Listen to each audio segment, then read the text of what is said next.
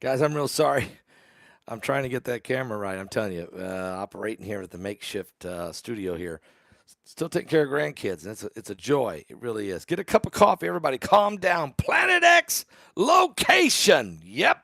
Let me tell you all about that. This is latest information, just came out. We've got NASA scientists, we got Caltech scientists, we got people now revealing Planet X is real. Let me just share. I mean, this just broke in the last few hours. Guys, get nativepath.com / Paul. That's getnativepath.com / Paul. Heart disease, blood clots, strokes, kidney failure. These are all can be found on the back of an ibuprofen bottle. What? And to top it all off, ibuprofen doesn't even get to the main cause of your pain and the swelling problems. It's only temporary pain relief, and it's only masking the real problem, the true problem, which is inflammation. This isn't a solution to your pain. Right now, you can go to getnativepath.com / Paul. That's getnativepath.com / Paul. I put the link below. Just click on the link below to learn more, to see the special offer they have for being a follower of Paul Begley prophecy. It's not only ineffective, it's expensive and downright dangerous, even, especially for seniors. That's why researchers are trying and are saying to add to the Arctic thing. What you need here is getnativepath.com / Paul. That's getnativepath.com / Paul. Yeah, you really need to. I'm telling you, big pharma. Okay, can I get right into what's going on? Big pharma, we're tired of you. Here's what we do know. We have unbelievable information. Planet X. Well, they're calling it planet number 9, of course. And they even mention in this breakthrough report that it's also known as Planet X. Astronomers, in the search for the elusive world, it's nearly over.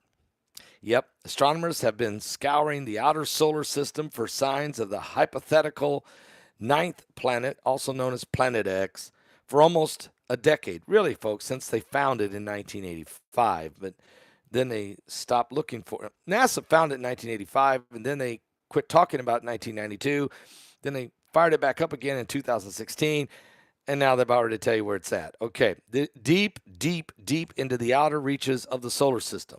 So far away from the known planets that the sun would barely be distinguishable from another nearby star. That's how far this thing is. A massive, icy world may be lurking in the shadows, waiting to be discovered by humanity. And the day that we finally find and can announce the location, and they're about ready to do that, of this elusive planet is coming soon. Matter of fact, thanks to the state-of-the-art telescope that will be scanning the sky in 2025. The solar system has 8 official planets we know of: Mercury, Venus, Earth, Mars, Jupiter, Saturn, Uranus, and Neptune. Pluto was demoted. But in recent years, astronomers have proposed that there is a 9th, a massive world. This planet, imaginarily nicknamed Planet Number 9, but also known as Planet X, could be hiding in the far reaches of our cosmic neighborhood. And no, we're not talking about Pluto, which was demoted from being a full planetary status to a dwarf planet back in 2006. Instead, scientists believe that Planet Number 9 is a gas or ice giant, billions and billions of miles further out than the rest of the planets. And its existence, it could also rewrite our understanding of our solar system's origins and evolution. Matter of fact, astronomers have predicted how big this world could be, how far away that it is, and even where it should be in its orbit around the sun, its actual location, mathematically based on the gravitational pull and other scientific equations. They know where it is. It's seeing it is the problem. Actually seeing planet number 9, also known as Planet X, has eluded scientists for nearly a decade. Actually, they've known about it. But the hunt for the solar system's potential ninth planet may soon be coming to a close with the opening of a new groundbreaking Vera C. Rubin Observatory that opens next year in 2025. We may either finally be able to see Planet 9, or also known as Planet X, with the next few years, or rule out the fact that it exists. But it's really difficult to explain this solar system without it. According to Mike Brown, former NASA scientist and a current astronomer at Caltech, who has proposed the Planet 9, Planet X exist along with a colleague, and there's no way that you can be 100% sure until you can see it. But the ideal that this large binary system in the solar system was first seeded by the discoveries of Uranus back in 1781.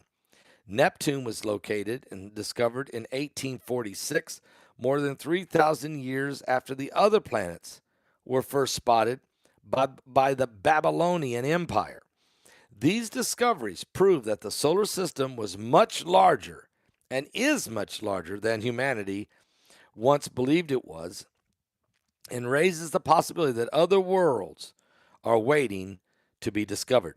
But other than the now demoted Pluto, no full-fledged planet beyond Neptune or the Kuiper Belt, a massive ring of asteroids, comets, and dwarf planets that orbit the sun beyond Neptune, has shown up in our view.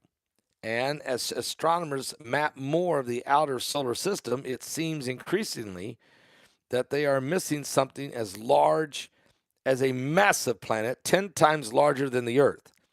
Now, in 2004, discovery changed this. Scientists found a planet called Sedna, a potential dwarf planet located beyond the Kuiper Belt. It had a weird orbit around the sun. Its unusual trajectory hinted that another large mass in the outer solar system was the gravitationally pulling on the mini world called Sedna. But without seeing this large mass, or Planet X, then this hypothesis is very difficult to prove, they say.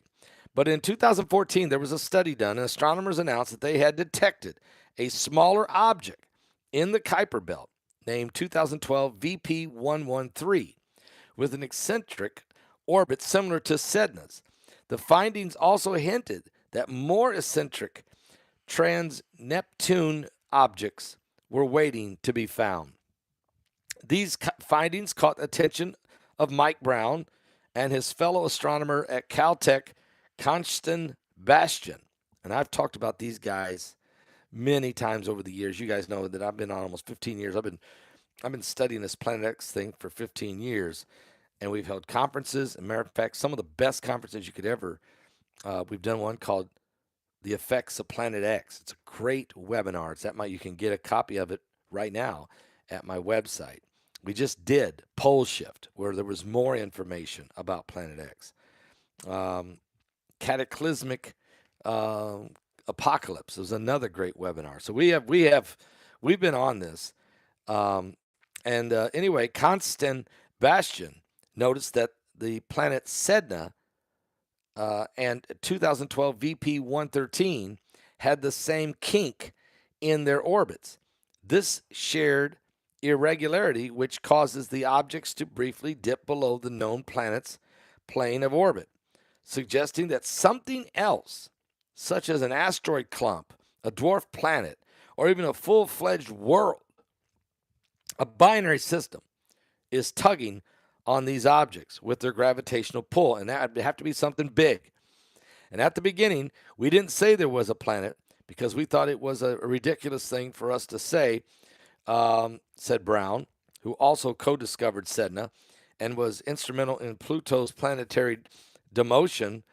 But we've tried a lot of different things to explain what we were seeing, and nothing else works. The mathematical equations prove there has to be Planet X. Now, even after the pair realized that the ninth planet was possible and even probable, they decided to sit on their findings until they could come up with another, less controversial explanation for Planet X. However, then they found 4 more TNOs with matching misshaped orbits, which suddenly made a missing planet look like the most logical explanation. In other words, you got 6 planets orbiting in the same orbit. You know, you got all these asteroids and comets and everything in this Kuiper belt. And you look through there and you see 6 now different planets following the same trajectory of orbit around something. The question is, what is the something? Okay? Is this, it has to be a binary system.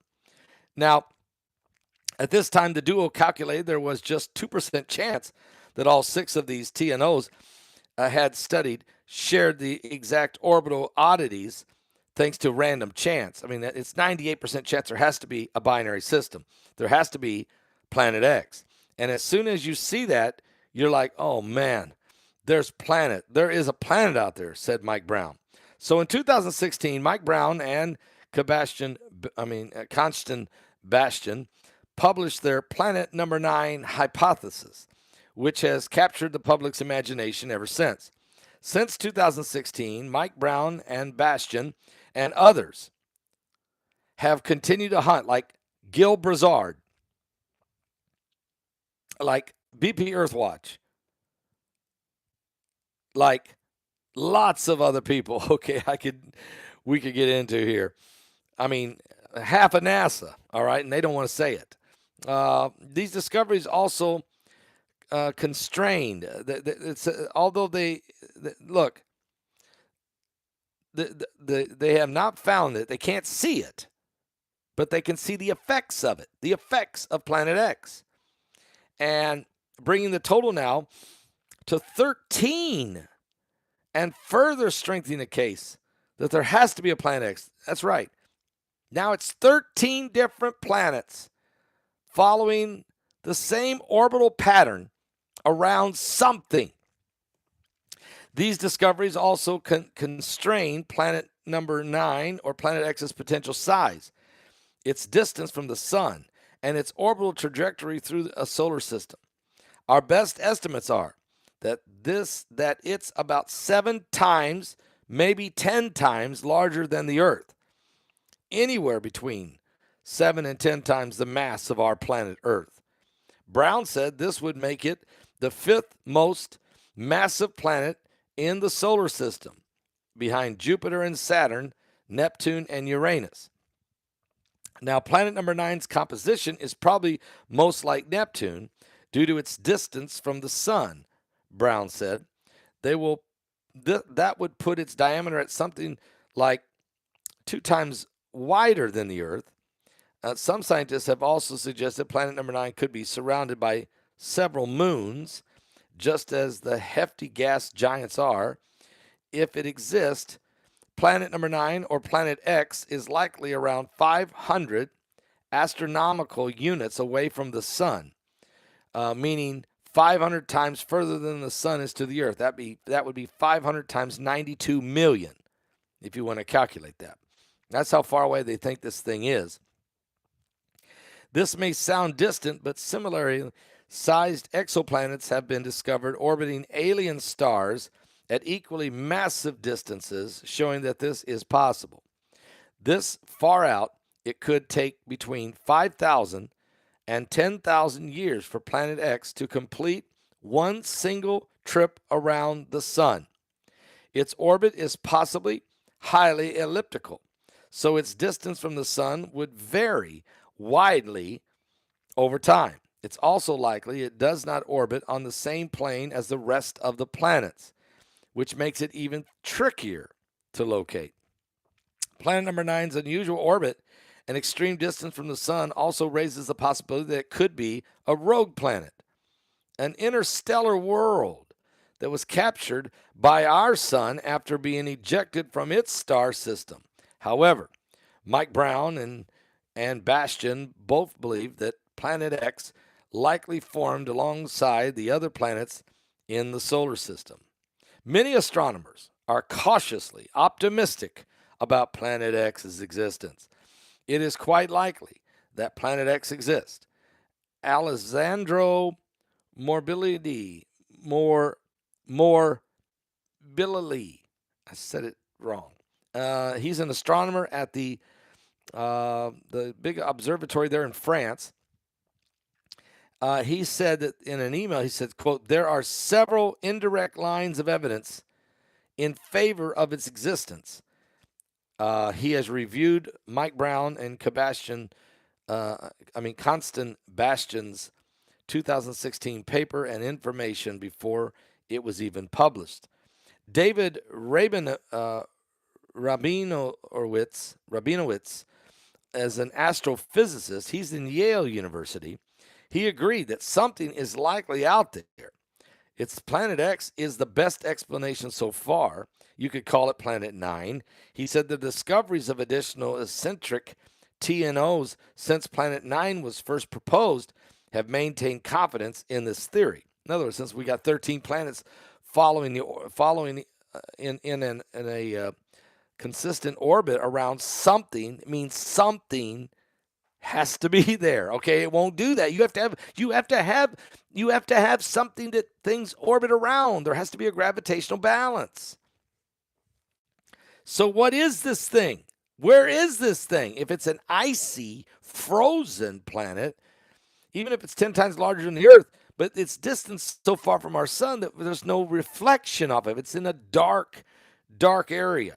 And BP Earthwatch talks about that a lot in our last webinar we did, talking about the pole shifts. What's causing a pole shift in the first place? Okay, this is why we need to know. And this also helps you understand the timing of the second coming of Jesus Christ. Because when you learn that what's causing the effects of the birthing pains, then you know how what the birthing pains progression will be. And if you know that, then you know how much closer you are to the coming of Christ, because it matches the biblical description of what's coming in the prophecy. Okay?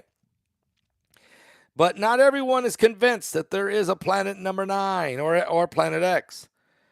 It's been a roller coaster. I've gone from thinking it was 90% there to 10% it was there, said Sean Raymond, a researcher at the Bordeaux Astrophysics Laboratory in France. And he sent an email saying, I'm rooting for it to be there, but I'm still an agnostic on whether I believe it's there or not, because he can't see it. He's a doubting Thomas. Okay, so doubts about planet number 9 are rooted in alternative potential explanations for the strange behavior seen among TNOs. For instance, the gravitational anomalies that Mike Brown and Constant Bastian flagged might be caused by a baby black hole, an invisible giant disk of dust, or a historic close encounter with a rogue planet. Alternatively, the TNOs may be evidence that the model of gravity needs to be tweaked. Others believe that the apparent TNOs kinks are simply an observational bias, because it is easier to spot a TNO that are closer to Earth than more distant ones, said Samantha Lawler, an astronomer at the University of Regina in Canada and a prominent critic of Planet number 9 or Planet X hypothesis. Now, I believe, she said, that there are a lot of really interesting bodies left to discover in the outer solar system, Lawler said, but Planet number 9 is not one of them, she added. However, Mike Brown and Bastian discount the notion that observational bias is creating the illusion of a ninth planet.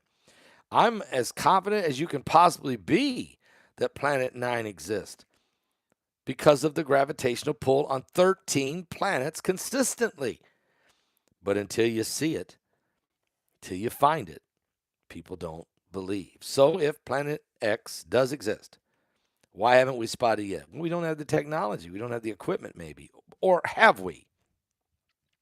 And have we just been playing this game of charades since 1985? Because if you tell the Earth, if you tell us it exists, and if you know it exists, then you know its trajectory it's on.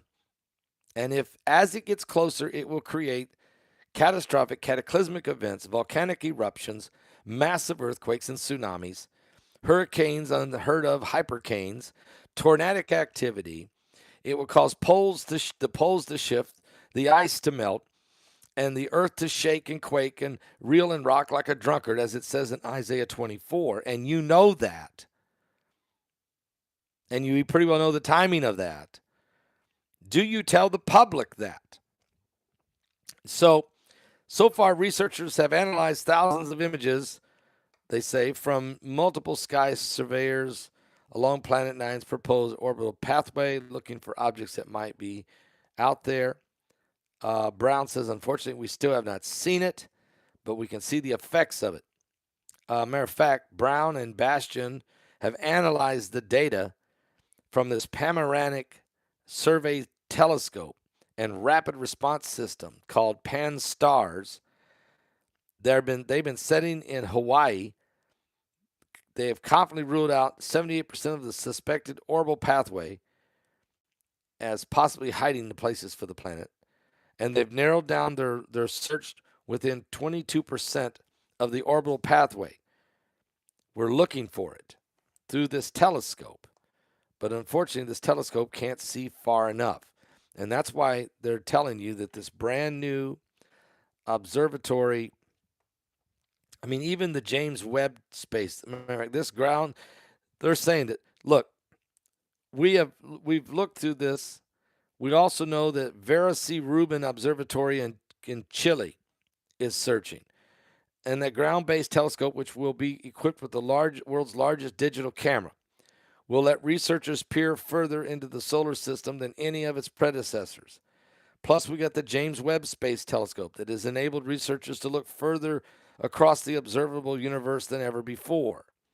But until this new state-of-the-art telescope comes out in 2025, we probably can't see it till then. We'll continue to track the path of the 13 planets that we have discovered. It's called TNOs, and we'll continue to wonder, what do they orbit around? And until we see it, it's still a hypothetical planet number 9 or Planet X. Here's my takeaway from this very long, well-documented article that we just released 20 hours ago. With NASA's all over it. Every observatory in the world is looking. The James Webb Telescope is searching. We've got space probes out there looking. We're building another. We got the brand new digital camera being put on the one in Chile. We got the Vatican's Lucifer telescope that's searching. We've got the panoramic telescope view from Hawaii that's searching. We've got, and now we're waiting for this brand new system in 2025 to be able to see. I think here's what my take is. This is disclosure. This is this very slow disclosure, but it's disclosure. It started in 1985 when NASA first announced they spotted Planet X.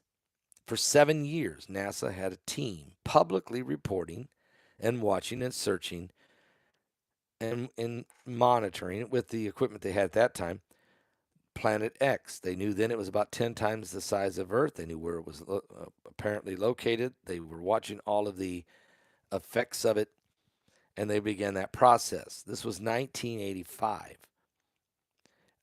Even before that, you had the theories by guys like Immanuel Velikovsky, who was a personal friend with Albert Einstein. They used to play chess with each other. Matter of fact, Einstein died working at his own desk, face down, reading Immanuel Velikovsky's book called Worlds in Collision, which is a great read. I've read it, and it's a very, very powerful read on understanding the origins of the universe and really the creation of God's mighty creation, if you will. But then you had other guys. I mean, you've had the other guys that have been, Zachariah Sitchin's theories. You can even look it up on Wikipedia. Marshall Masters is mentioned in that because he was known. He knows some of these folks as um, proteges. I'm even mentioned just because I've talked about it so much. I mean, they even threw my name in there, which is kind of insane. But maybe because I'm looking at it from the lens of prophecy.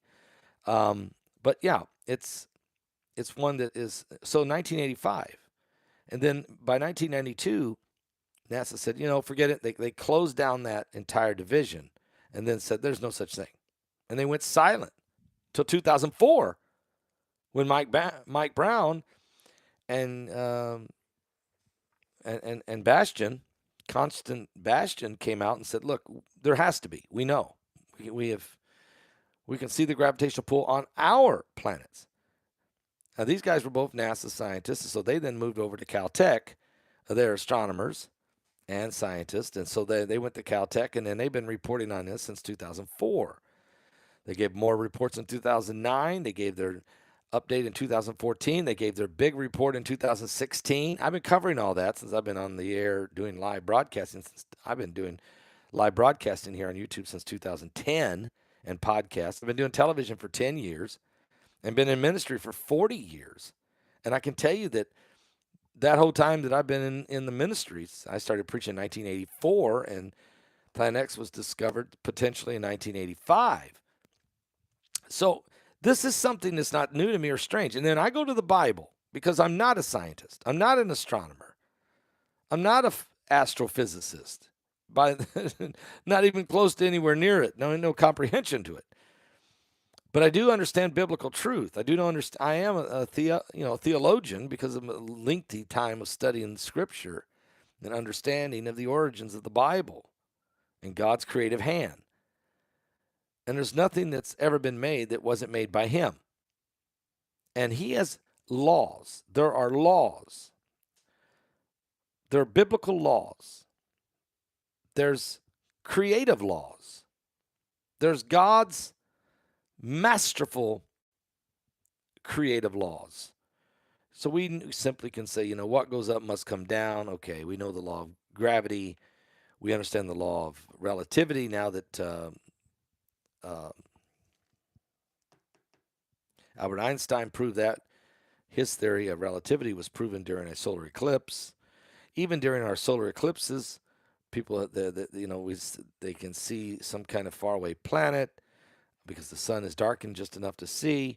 There's all kinds of reports. Marshall Masters has pictures sent to him of supposedly Planet X with about 5 moons around it, even though it's believed there's probably 7 moons. We've got the ancient scripts from the Babylonians, from the Peruvians, from the Mayans, from the ancient Asians, and the days and the pharaohs and and all the different documentation, of course, and the Bible, which Gil Brazard says there's been at least 3 pole shifts that he can prove in the Bible, and that's why the 4th pole shift that's coming will be the most devastating of all that's approaching, and it will probably bring us into the tribulation period, or maybe is what starts the wrath of God. There's certainly something has to cause the wrath of God poured out on everything, the sun and all our planets and earth. So my comprehension is this: you can't change the laws of God. There's the law of sowing and reaping. God talks about that a lot. Whatsoever a man soweth, that shall he also reap. If you're a farmer and you plant corn, you're going to reap a yield of corn. If you sow good things, you reap good responses. If you go around cursing people, you will reap curses yourself. Even God said that same law applied to Israel. I will bless them that bless Israel, and I will curse them that curse Israel. If you give, it shall be. Jesus used the same law, the same principle. Give, he said, and it shall be given unto you. Good measure, pressed down, shaken together, running over. You'll be blessed. Okay? If you bring your tithe and offerings to the storehouse, the Lord said, prove me, test my theory, see if I won't open the windows of heaven and pour you out a blessing you won't have room to contain. So what we have here is a situation where the biblical laws of God's universe and creation of his universe are in play. And that's what Mike Brown, and that's what Bastion, and that's what the other guys, Gil Brazar and these guys are saying, is there has to be, because you can't have this gravitational pull or gravitational orbits without something there to do it. And also, as Mike Around the World has said, there has to be a balance with our sun. Because if we believed for a long time our sun and Jupiter was the balance, but Jupiter orbits the sun, so that it can't really be the balance if it's one of the planets orbiting. There has to be something else that balances. There's a balance, a binary balance. Mike talks about that a lot, Mike from Around the World. So we don't know the answers, but I think it's fascinating. I'm back to this. The whole point of this whole discussion is this. Why are they telling this? Why are they telling us today? Why 20 hours ago are they telling us? Because it's very soft, slow disclosure. They're slowly disclosing because of the earth changes that we're already facing. We're already watching the signs of the coming of Jesus Christ. And because of those signs, questions are asked. Why is it so hot again? Why is there coastal flooding beginning? Why is the ice caps melting? Why is the volcanoes erupting? Why are the earthquakes more frequent? Why is the atmospheric compression happening? Why are the straight line winds so much stronger? Why is the hail getting much bigger? Why is these things happening?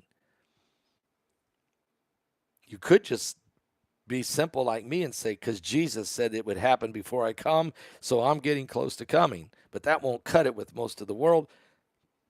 So they have to find where God has created this law to create this.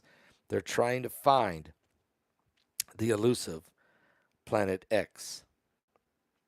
I'll be right back, guys, in just a moment. It's getting very interesting.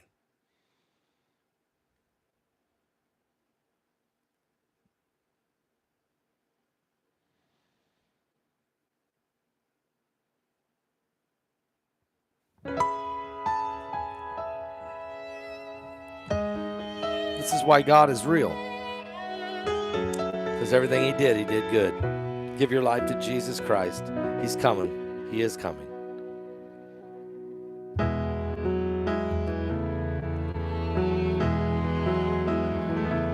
I see geese flying high above the water, a child fishing with his father in the rain. I can smell blackberry brandy and chocolate-covered candy. I see a soldier crying on a train, falling asleep, reading Hemingway. And the light under the Tiffany lamp glows all night long as I dream with weary wonder, leaving Earth before the dawn. I walk the lonely streets of Paris. I was lost and so afraid, falling asleep, reading Hemingway.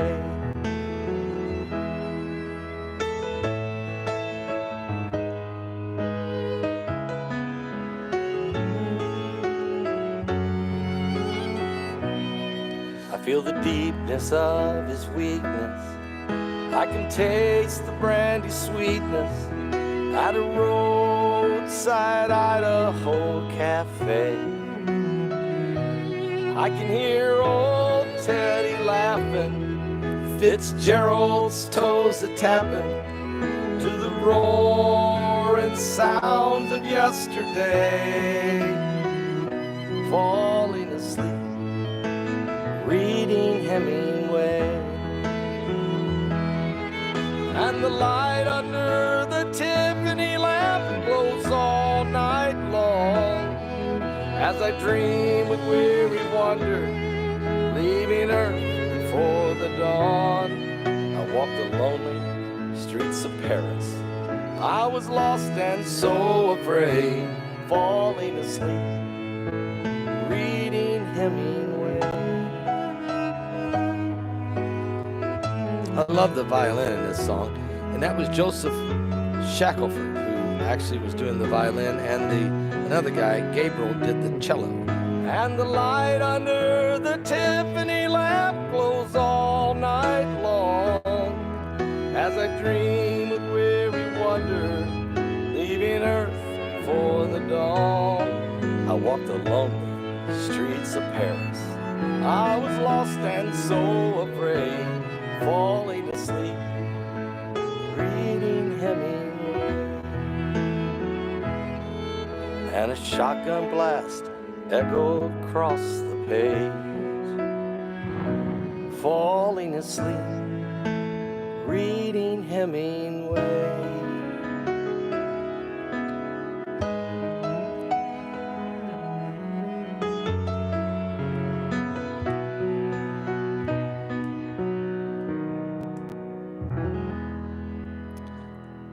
Well, the song is not about suicide. I mean, I saw your comment there. It really isn't. It's not about suicide. Unfortunately, that is what happened to Ernest Hemingway, who came under great struggle with Great Depression. Unfortunately, his life ended that way. But the song isn't about that. The song's about your own recollections, if you've ever written or read the books of Ernest Hemingway, which many of you have, I'm sure. Um, it'd be sort of like saying when Elvis Presley recorded the song Peace in the Valley, it'd be saying, well, that's, it's, he committed, he died of suicide. Well, we don't know if he died of suicide or overdosed. We don't know exactly why he died. We know that the drugs were involved in it. We can't be judgmental of things that happen to people. Um, their emotional state, their personal state. Um, and this is why we leave all that up to God, because He's got to be, God's got to be the one that knows the heart. Again, it comes down to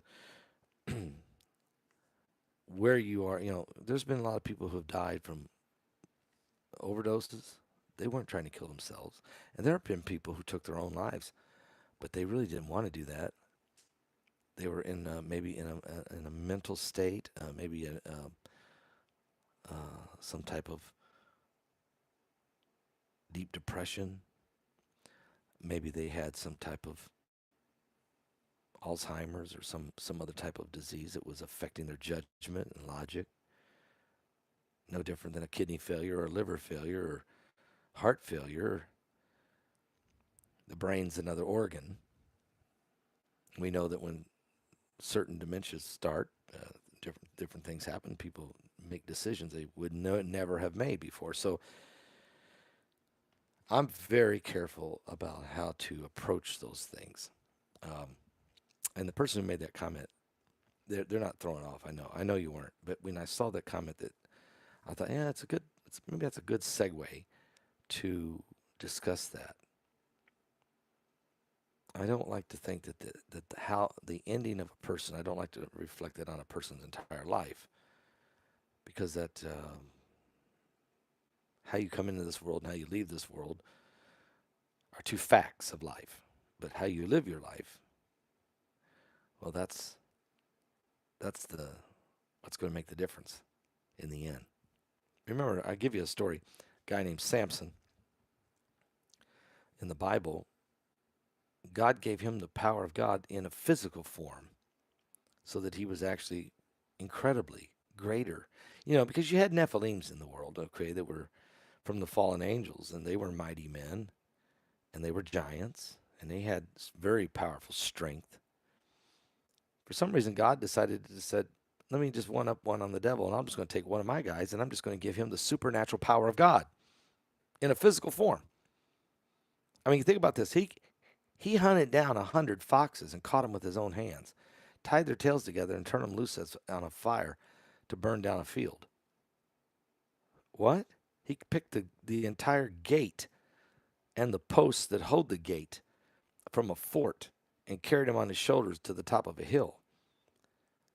He killed 1,000 Philistines with the jawbone of a donkey. So he had this suit, but yet he had, just like any other mortal man, he still had a sin nature, carnal nature of failure.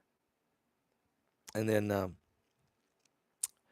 when he revealed his source of the power, where God had given him the Nazirite vow, as long as he didn't break that vow, he would continue to walk in that powerful anointing of God in his physical strength.